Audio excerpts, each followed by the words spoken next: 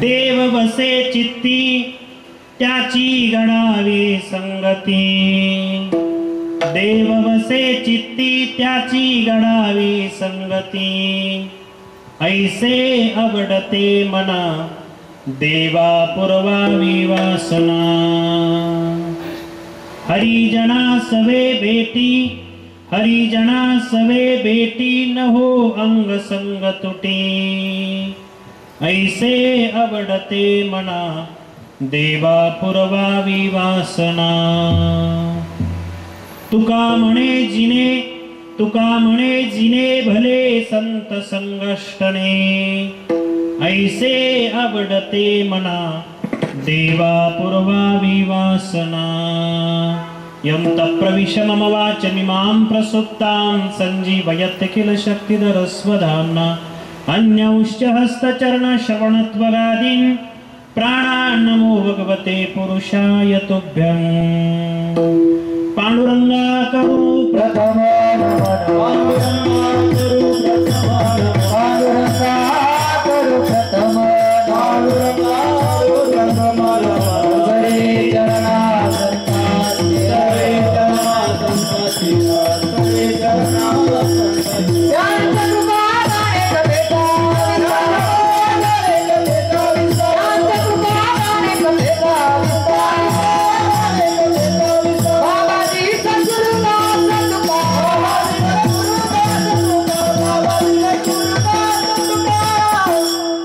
पांडुरंगा करू प्रथम नमन, दुसरे चरणा संतांची या, त्यांच्या कृपादाने कथेचा विस्तारो, बाबाजी सद्गुरुदास तुका, नमो ज्ञानेश्वरा, नमो ज्ञानेश्वरा, निवृत्ती उदारा सोपान देवा, मुक्ताबाई नमो त्रिभुवन पावनी अद्यत्रय जननी देवांची, नमो सद्गुरु तुकया ज्ञानदीपा, नमो सद्गुरु सच्चिदानंद रूपा, नमो सद्गुरु भक्त कल्याण मूर्ती, नमो सद्गुरु भास्करा पूर्ण कीर्ती, संपाद्य ज्ञानंच विधाय भक्तिं, विलोकितो येन समाधि राजः, वैराग्ययुक्तं सुविचारवन्तं, नमामि जोगं शिरसा गुरुंतं, जयांचे नि आठवे शब्दसृष्टी अंगवे, सारस्वत आगवे जिव्हेसिये, वक्तृत्वा गोडपणे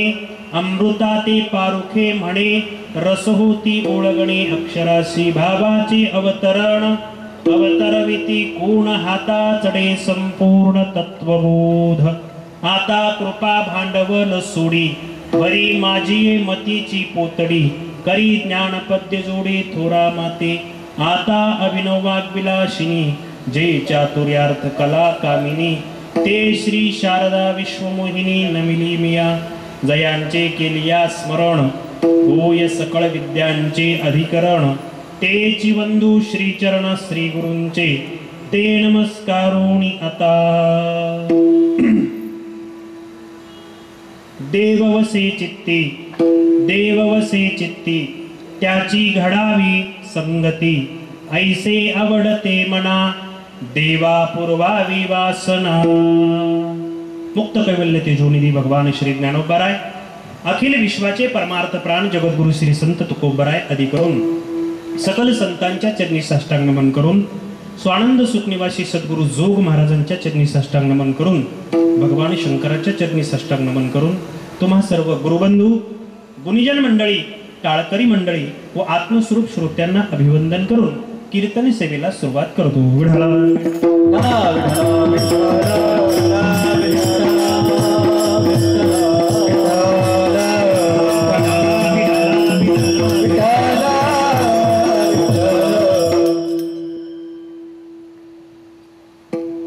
आपल्या या भीमाशंकर सोसायटी, भीमाशंकर सामाजिक संस्था यांच्या विद्यमानाने चालत असलेला हा अखंड हरिनाम सप्ताह, गेली अनेक वर्षापासून हा नामसप्ताह चालतो. मध्यंतरी कोरोनामुळे 2 वर्ष बंद होता, गॅप पडला, परंतु पुढे पुन्हा त्याच जोशाने हा अखंड हरिनाम सप्ताह आपण चालू ठेवला. मागेही 1-2 वेळेस तुमच्या सर्वांच्या दर्शनाचा योग आला. खरं तर तुमच्या सप्ताहाचं एक वैभव सांगायचं म्हणजे तुमच्या सप्ताहातील कलाकार मंडळी. कारण कसं असतं पहा, सप्ताह असेल, कीर्तन असेल, कार्यक्रम असेल, त्यातील प्राण हा कलाकार, त्यातला प्राण असतो. कीर्तनातला प्राण कलाकार असतो. कीर्तनाला म्हणा, सप्ताहाला म्हणा, जर कलाकार नसतील तर त्या तुमच्या कार्यक्रमाला काही अर्थ उरत नाही. हा प्राण असतो कलाकार. आणि तुम्ही एवढे मोठे मोठे कलाकार इथे सांभाळताय, खरंच तुमच्या सर्वांना द्यावे तेवढे धन्यवाद थोडे आहेत. कारण ही मोठी मोठी मंडळी आहेत, ही कलाकार मंडळी फारसे कोणाच्या हाताला लागत नाही. हो, म्हणजे यांचं मोल फार असतं असं नाही सांगायचं मला, मोल तर असतंच, परंतु ते मोल देऊनही त्यांची तारीख भेटणं, त्यांनी तुम्हाला वेळ देणं, 7 दिवस इथं हजर राहणं हे फार विशेष आहे. हो, म्हणजे घरादारांचा, मुलाबाळांचा त्याग करून 7-7 दिवस आपल्याला ते मंत्रमुग्ध करतात, ही फार मोठी गोष्ट आहे. आमच्यासारखे कीर्तनकार 1 दिवस येतील जातील, परंतु 7 दिवस इथं राहून तुम्हाला मंत्रमुग्ध करायचं. नामचिंतनाचं महत्व, गायनाचं महत्व काय असेल, त्यामध्ये तुम्ही किती तल्लीन होता, रंगून जाता. श्री हरिभक्तपरायण गानकोकिळा भागवत महाराज असतील, भागवत महाराजांकरता खरंच एकदा टाळ्या वाजवा, जोरात वाजवा. खूप सुंदर आवाज आहे. अनेक ठिकाणी ते कीर्तनाच्या साथीला असतात आणि खरं तर त्यांचं एक विशेष आहे, ते ज्या ठिकाणी असतील त्या ठिकाणी हजारो समुदाय असतो. किती? हजारो. मंडप याच्याही पेक्षा मोठा असतो. लोक भरपूर असतात, दुतर्फा टाळकरी मंडळी भरपूर असतात. परंतु मी म्हणजे तुम्ही म्हणते आमचा सप्ताह काय छोटा आहे का, असं नाही म्हणणार. तुमचा सप्ताह खूप मोठा आहे. मंडपही फार सुंदर दिला आहे, दृष्ट लागावे असा मंडप आहे. परंतु त्यात थोडीशी उणीव वाटते मला. कारण मंडपाला शोभा कधी असते माहितीये का? मंडपाला जर शोभा यायची असेल, मंडप फार सुंदर दिलाय, पण मंडपामध्ये जर श्रोते नसतील तर त्या मंडपाला शोभा येत नाही. मंडप हा श्रोत्यांनी असा भरून व्हायला पाहिजे, तुडुंब भरला पाहिजे, मग मंडपाला शोभा येते. परंतु असो, शहरी भाग असल्यामुळे मग अशी भागवत महाराज आपण दिंडी प्रदक्षिणा केली, माझे तो पाय दुखतात. एवढं मोठं गाव आहे, म्हणजे आपण गावामध्ये ज्यावेळेस दिंडी प्रदक्षिणा करतो खेड्यामध्ये, मला वाटलं सोसायटी म्हटल्यावर असं एक गरका मारून येतो, परंतु एवढी मोठी सोसायटी आणि कीर्तनाला फारच कमी लोक येतात. फार मला प्रत्येक वेळेस ही खंत वाटते महाराज. असं वाटतं की आदल्या दिवशीच यावं आणि प्रत्येक घरी जाऊन सांगावं की कीर्तनाला येत जा, कीर्तनाला येत जा. म्हणजे कीर्तन ऐकायला यायलाच पाहिजे. आणि हा वेळ निवांत असतो तसा. प्रत्येक घरातला, आता इथं एका घरातली संपूर्णच कुटुंब आहेत, म्हणजे संपूर्ण माणसं आहेत काही घरातली, परंतु काही घरातले एकही माणूस नाही. म्हणजे प्रत्येक घरातलं एक जरी व्यक्ती आली तरी भरपूर समाज इथे जमेल. आणि समाजात, आता मी तरी छोटा वक्ता आहे, मी विद्यार्थी आहे, परंतु ज्यावेळेस मोठा वक्ता असतो त्या मोठ्या वक्त्याला तुमच्या फक्त श्रोत्यांची गरज असते. श्रोते भरपूर लागतात तर त्याला ते आनंद वाटतो. आणि श्रोते जर कमी असतील तर मग वक्त्यांनी 500, 600, 1000 किलोमीटरचा प्रवास करून यायचं आणि इथे जर कोणीच ऐकायला नसेल तर ते थोडंसं अवघड होतं. तसं नसायला पाहिजे. असो, आजचा माझ्या कीर्तनाचा तो विषय नाही, परंतु खरंच तुम्ही मंडळी खूप सुंदर सप्ताह करता. सर्वांचं सहकार्य असतं. विशेष म्हणजे प्रत्येक घरातून तनाने, मनाने, धनाने आपण सर्व सहकार्य करता. आज ज्यांच्याकडे आम्ही जेवायला गेलो, सुंदर जेवण, अगदी फार एकदम, म्हणजे कुठल्याही गोष्टीची कमतरता नाही. परंतु एकच उणीव मला भासते, मी ती तुमच्या समोर मांडली. असो, असा चालत असलेला अखंड हरिनाम सप्ताह, त्या नाम सप्ताह करता भागवत महाराजाला जोडीदार आमचे राम महाराज, गान कोकिळा आहेत ते. हो, वांगी संस्थांचं वैभव आहे. त्यांच्या गावाला फार मोठा संस्थान आहे. फार मोठा सप्ताह असतो. फार मोठा म्हणजे 5 ते 10,000 लोक ऐकायला बसलेली असतात. एवढा मोठा कार्यक्रम असतो. त्या गावाचं ते वैभव आहे आणि तेही तुमच्या इथे 7 दिवस राहतात. तसंच आमचे योगेश महाराज गोरे, मोठी विद्वान व्यक्तिमत्व आहे, ते सुद्धा 7 दिवस तुम्हाला प्रवचन सांगतात. त्यांच्या मुखातून तुम्हाला काहीतरी ज्ञान ऐकायला भेटतं. तसंच आमचे कपिल महाराज सुंदर पखवाज वाजवतात. गीता मंदिरामध्ये राहिला असतात पैठणला, सुंदर पखवाज वाजवतात. तेही 7 दिवस त्यांचा मला वाटते प्रथमताच योग आहे. असो, तुमच्या सर्वांच्या दर्शनाचा योग आमचे कोरडे शेठ यांच्या मुले आलेला आहे. त्यांनी सांगितलं की महाराज असा असा कार्यक्रम आहे. मला वाटते पहिल्यांदा मलाच फोन केला आणि महाराज सांगितलं की या दिवशी सुरुवात आहे, या दिवशी शेवट आहे. मी म्हटलं मला 1 दिवस जमेल, की आजची तारीख ठीक आहे म्हणाली आणि त्यांची तारीख लिहून घेतली. इथपर्यंत आलो आणि सेवा करण्याचा प्रयत्न करणार आहे. असो, जेवढे आहेत तेवढे तरी शांत चित्ताने ऐका, लक्षपूर्वक ऐका. या अखंड हरिनाम सप्ताहातील कलशपूर्व कीर्तन निरूपणाकरिता अर्थात जागराच्या कीर्तन रूपी सेवेकरिता थोडा आवाज द्या. जगद्गुरु श्री संत तुकोबरायांचा अभंग आपल्या पुढे गायला गेला. या अभंगामधून जगद्गुरु तुकोबराय भगवंताकडे संत संगतीची मागणी करतात. देवा, तुझं वास्तव्य ज्यांच्या अंतःकरणामध्ये आहे अशा साधू संतांची संगती मला घडून दे.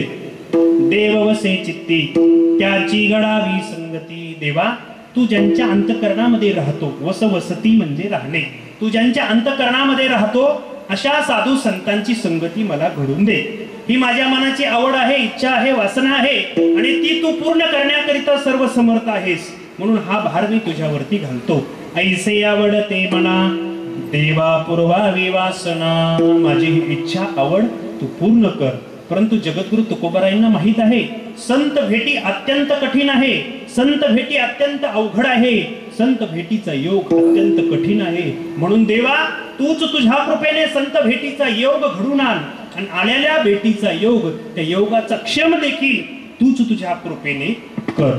हरिजना सवे भेटी नहो अंग संग तुटी. यात संत भेटीचा योग आणि क्षम सांगितला. हरिजना सवे भेटी यात संत भेटीचा योग सांगितला आणि नहो अंग संग तुटी यात संत भेटीचा क्षम सांगितला. देवा, तूच तुझ्या कृपेने संत भेटीचा योग आणि क्षम घडून आणू शकतोस. परंतु जगद्गुरु तुकोबरायांना माहित आहे की मानवी जीवन संगती प्रधान असल्यामुळे जगद्गुरु तुकोबराय सांगतात, ज्या माणसाचं जीवन संत संगतीमध्ये व्यतीत होतं ते जीवन श्रेष्ठ आहे, धन्य आहे, भलं आहे. तुका म्हणे जिने भले संत संगष्टने ऐसे आवडते मना देवा पुरवावी वासना. अभंगाचा शब्दशः अर्थ आपल्या समोर मांडला. परंतु अभंगावर बोलण्यापूर्वी थोडासा परिहार द्यायचा तो असा की आपण जो हा इतिहास डामडोल पाहत आहोत, सुंदरसा मंडप आहे, भरगच्च श्रोते आहेत, भरगच्च श्रोते आहेत, सुंदर गायक आहेत, सुंदर वादक आहेत, सुंदर साऊंड सिस्टीम आहे. हे काय एक दोन दिवसात घडलेलं काम नव्हे. जुन्या काळामध्ये ज्या महात्म्यांनी या संप्रदायाचा वसा आणि वारसा समर्थ खांद्यावर पेलून तुमच्या आमच्यापर्यंत आणून सोडला, ते याचे खरे जनक, उद्गाते आणि वाहन करते आहेत. म्हणून जुन्या काळात ही मंडळी ज्यांनी कष्ट सोसले, आज्ञानी समाजाला परमार्थाची गोडी लावली, खरोखर त्यांच्या चरणी नतमस्तक होण्याशिवाय पर्याय नाही. महाराष्ट्रामध्ये सर्वत्र वारकरी संप्रदायाला त्या काळामध्ये म्हणजे असुविधेच्या काळामध्ये पायी फिरून कष्ट सोसून लोकांना एकत्र जमून संतांची वचन सांगणं हे फार कष्टप्रद होतं. परंतु त्यातही त्यांनी हा वृक्ष लाभला, त्याचा एक मोठा वटवृक्ष झाला आणि त्या सावलीखाली वाचाळी करणारी तुम्ही आम्ही मंडळी आहोत. त्यांच्याच कृपेच्या अनुषंगाने संतांच्या शब्दाचे अर्थ आपल्या पुढे सांगत असताना प्रथमतः त्यांची जुनी आणि मोठी सेवा आहे. म्हणून मस्तक हे पायावरी, मस्तक हे पायावरी, मस्तक हे पायावरी, मस्तक हे पायावरी, मस्तक हे पायावरी. यावार करे संतांचा, यावार करे संतांचा, यावार करे संतांचा, यावार करे संतांचा, यावार करे संतांचा, यावार करे संतांचा.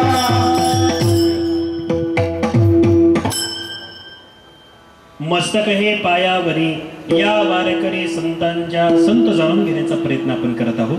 संत जाणावेत, संत पूजावेत आणि संत ओळखावेत.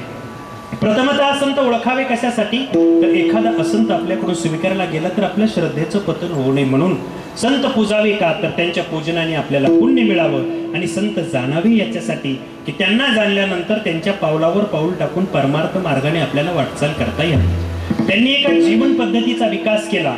आध्यात्मिक लाईफस्टाईल ज्याला आपण म्हणतो, पारमार्थिक जीवन पद्धती काय असू शकते याचा विकास स्वतःच्या जीवनाशी प्रयोग करून सिद्ध केला आणि एक सुंदरसं जीवन आपल्या हाती दिलं की जे अत्यंत निरुपद्रवी, तणावमुक्त आणि शांत पद्धतीने जगल्या जाऊ शकतं. म्हणून संतांचा शोध घेण्याचा प्रयत्न सर्वत्र चालू आहे. त्यांच्या शब्दाद्वारे विढाला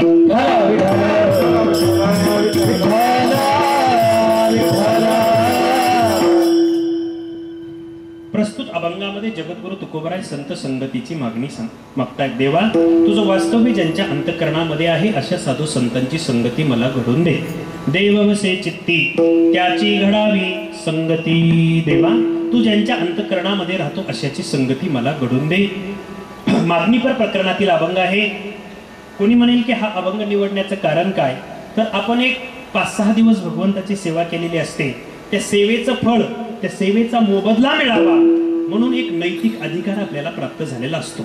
मग देवाकडे मागत असताना काहीतरी मागण्यापेक्षा असं मागावं की ज्याने आपलं हित होईल, कल्याण होईल. कारण देवाकडे मागत असताना आपण जर आपलं हित मागितलं, कल्याण मागितलं, आपलं हित होईल, कल्याण होईल अशी काहीतरी मागणी केली पाहिजे. परंतु हित कशाला म्हणतात हे तुम्हा आम्हाला कळत नाही.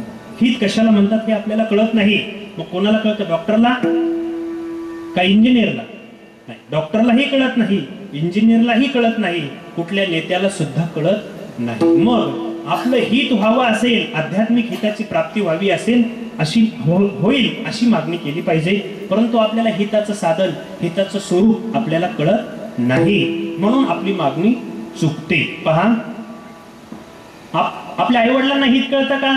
अजिबात कळत नाही. त्यांना जर कळालं असतं तर त्यांनी स्वतःच केलं असतं, त्यांनी स्वतःचं हित केलं असतं, परंतु त्यांनी स्वतःचं सुद्धा हित केलेलं नसतं. जगद्गुरु तुकोबराय सांगतात, आईला वडिलाला आपल्या हित माहित नसतं. आपलं ते जन्म देतील, सुसंस्कार लावतील, 2 हाताचे 4 हात करून संसार हित हटून देतील, परंतु हित आणि अहित कशात आहे हे मात्र आई वडिलाला हित नाही ठावे जननी जनका दाविला लौकिका चारती, दाविला लौकिका चारती.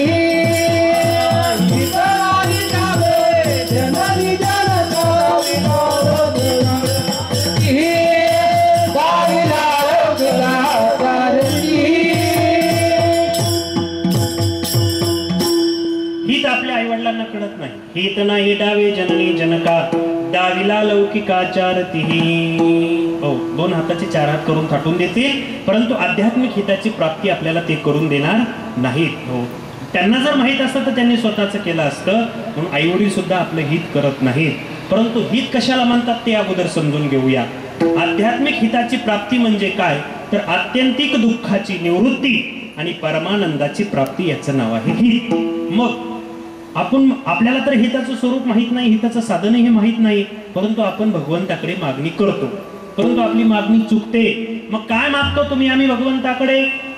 धनम दे, पुत्रम देई. हो, महाराज सांगतात, धन वाढावं, पुत्र वाढावे, संतान व्हावं. वाढावे संतान, गृही व्हावे धन धान्य, गृही व्हावे धन धान्य, गृही व्हावे धन धान्य, गृही व्हावे धन धान्य, गृही व्हावे धन धान्य, गृही व्हावे धन धान्य. वाढावे संतान, गृही व्हावे धन धान्य, गृही व्हावे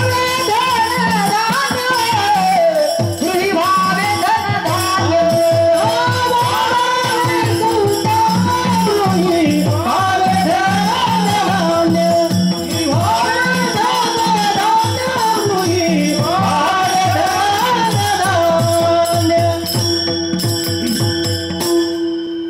तुम्हा आम्हाला हिताचं साधन, हिताचं स्वरूप माहित नसल्यामुळे आपली मागणी चुकते. आपण काय मागतो? वाढावे संतान, गृही व्हावे धनधान्य. संतान वाढावं, धन धान्य प्राप्त व्हावं, किंवा अज्ञानाची भक्ती, इच्छिती संपत्ती, तयाचे चित्ती, बोध कैसा किंवा देव कैसा. वाढावे संतान. मला सांगा, संतान प्राप्ती झाली म्हणजे आध्यात्मिक हिताची प्राप्ती होते असं आहे का? अहो, संतान प्राप्ती झाली आणि आध्यात्मिक हिताची प्राप्ती होती असं जर असेल तर तुमच्या आमच्यापेक्षा कोंबड्यांचं, मांजरांचं, डुकरांचं हित लवकर झालं असतं. कारण अख्ख्या जन्मात माणसाला जेवढी पुत्र संतती होत नाही तेवढी एके वेळेला त्यांना होते. म्हणजे पुत्र प्राप्ती आणि हिताची प्राप्ती याचा सुतराम संबंध नाही. मग आपली मागणी चुकते. आपणही देवाकडे मागतो, परंतु ती आपली मागणी चुकते. आपल्याला हिताचं साधन, हिताचं स्वरूप माहीत नसल्यामुळे आपली मागणी चुकते. खरं हित आपण पाहिलं, आत्यंतिक दुःखाची निवृत्ती, आनंदाची प्राप्ती याचं नाव आहे हित. आणि असं हित कधी प्राप्त होतं? कपड्यावर, बंगल्यावर, गाडीवर सुख अवलंबून नसतं.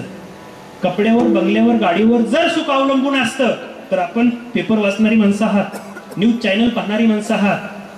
म्हणजे अभिनेत्री आत्महत्या करते, अभिनेता आत्महत्या करतो. कशाची कमी त्याला? सुखाची. हो, सुखाची कमी. खरं सुख जर काय असेल तर आत्यंतिक दुःखाची निवृत्ती आणि परमानंदाची प्राप्ती. हे खरं हित आहे, हे खरं सुख आहे.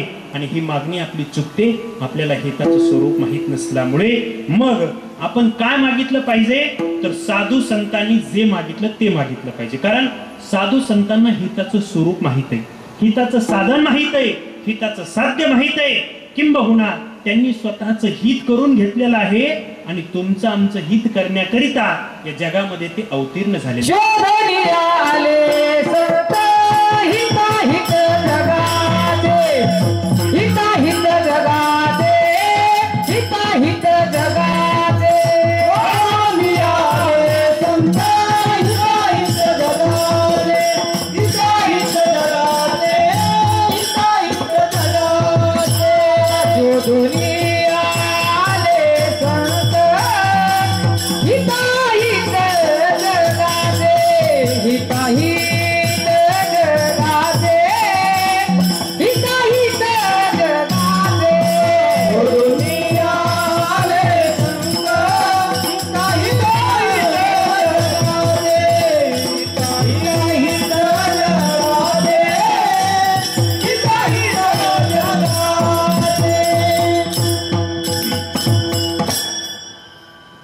ते हिताचा शोध घेऊन आलेले असतात. जगाचं हित कशात आहे, जगाचं अहित कशात आहे, हे फक्त साधू संतांना माहीत असतं. शोधून या आले संत हिताहित जगाचे किंवा जगाच्या कल्याणा, संतांच्या विभूती देह कष्टविती परोपकारी. त्यांना जगाचं हित कशात आहे, अहित कशात आहे हे माहीत असतं. किंबहुना त्यांनी स्वतःचं हित केलेलं असतं. म्हणून संतांनी जे मागितलं ते आपण मागावं. मग संतांनी काय मागितलं? निळोबरायांनी मागितलं, ज्ञानोबरायांनी मागितलं, सर्व संतांनी मागणी केलेली आहे. याच न्यायाने जगद्गुरु तुकोबाराय आज तुमच्या आमच्या भूमिकेतून भगवंताकडे एक हित संबंधी मागणी करतायत. अभंगाच्या प्रथमच्या देव वसते